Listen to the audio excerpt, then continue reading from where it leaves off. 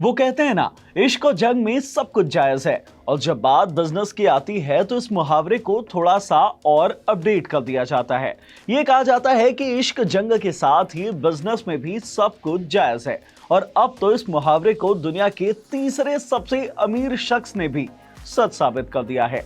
हम बात कर रहे हैं टेस्ला के मालिक एलन मस्क की। एलन और टेस्ला भारत में एंट्री के लिए काफी ज्यादा एक्साइटेड है और भारत सरकार भी चाहती है कि जल्द से जल्द टेस्ला की भारत में एंट्री हो जाए। और शायद इसीलिए सरकार ने अपने कानूनों में बदलाव किए थे। टेस्ला के अधिकारी लगातार भारत आ रहे थे और अब बारी थी एलन मस्क की। रेड कारपेट बिछ चुका था, एलन भी तैयार थे।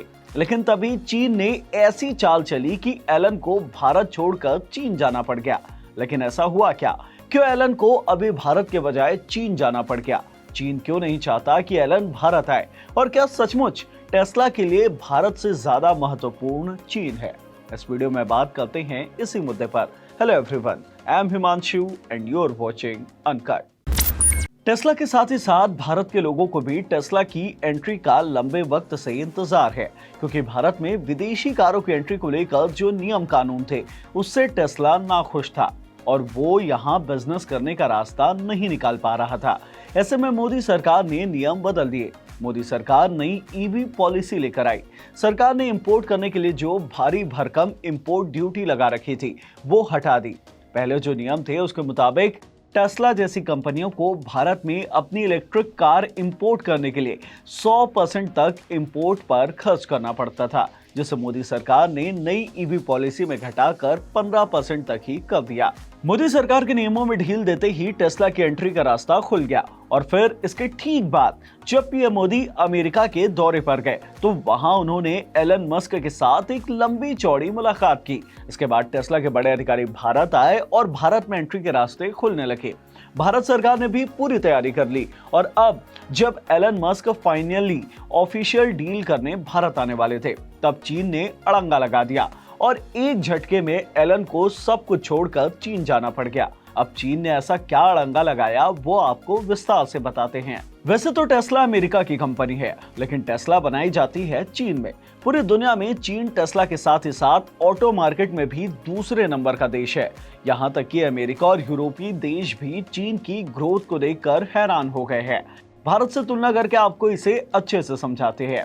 भारत में अभी जितने भी कारें बिकती है उसमें इलेक्ट्रिक कार का शेयर बस 2% है, लेकिन चीन में ऐसा नहीं है। साल 2022 का डेटा देखिए तो चीन में इलेक्ट्रिक कार की खरीदी में 82% की ग्रोथ हुई।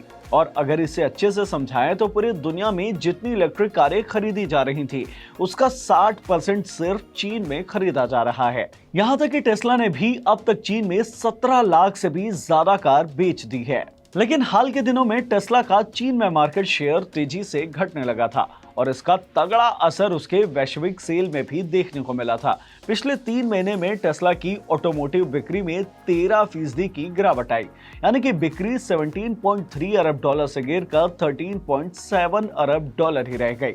और अगर पूरी दुनिया की सेल की बात करें तो 9% की गिरावट हुई और इसका सबसे बड़ा कारण रहा चीन। देखिए, चीन के घरेलू कार कंपनी है एक्सपेंग, जो कि टेस्ला की तरह ही सेल्फ ड्राइविंग फंक्शन वाली कारें बनाती है, जो टेस्ला को तगड़ी टक्कर दे रही है, जिसके कारण टेस्ला को बड़ा झटका लगा है।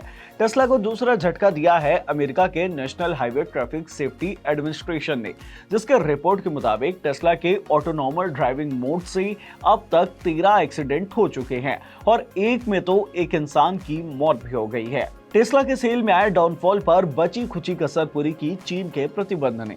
चीन ने डेटा सिक्योरिटी का हवाला देते हुए सैन्य ठिकानों के साथ ही अपनी सरकारी इमारतें जैसी जगहों पर टेस्ला की एंट्री पर बैन लगा दिया था।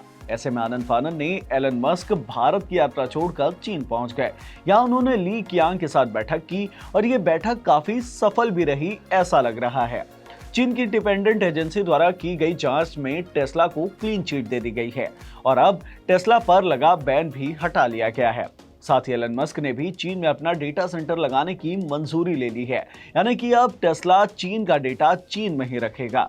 अब टेस्ला को चीन में राहत तो मिल गई है और हो सकता है कि अब वो भारत की तरफ दोबारा से फोकस करने लगे। खबर तो ये भी आ रही है कि टेस्ला और टाटा एक बड़ा समझौता कर सकते हैं।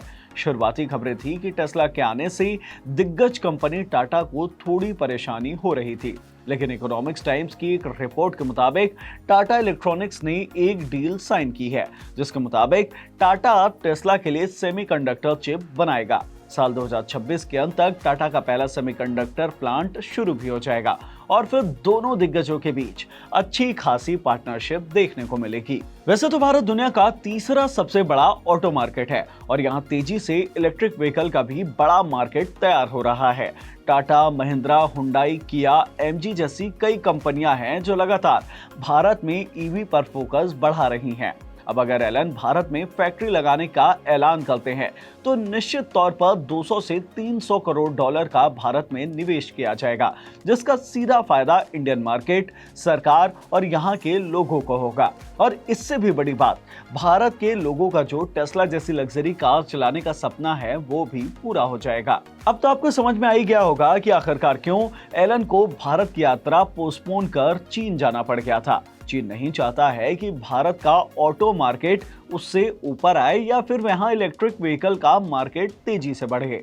आने वाले टाइम में इस वीडियो को लेकर जो भी अपडेट सामने आएंगे वो हम आपको बताते रहेंगे। इस वीडियो में इतना ही। इस वीडियो से मिली नॉलेज अगर आपको पसंद आई हो तो इसे लाइक करें, शेयर करें, साथ ही हमारे चैनल अनकट को जरूर सब्सक्राइब करें। धन्यवाद।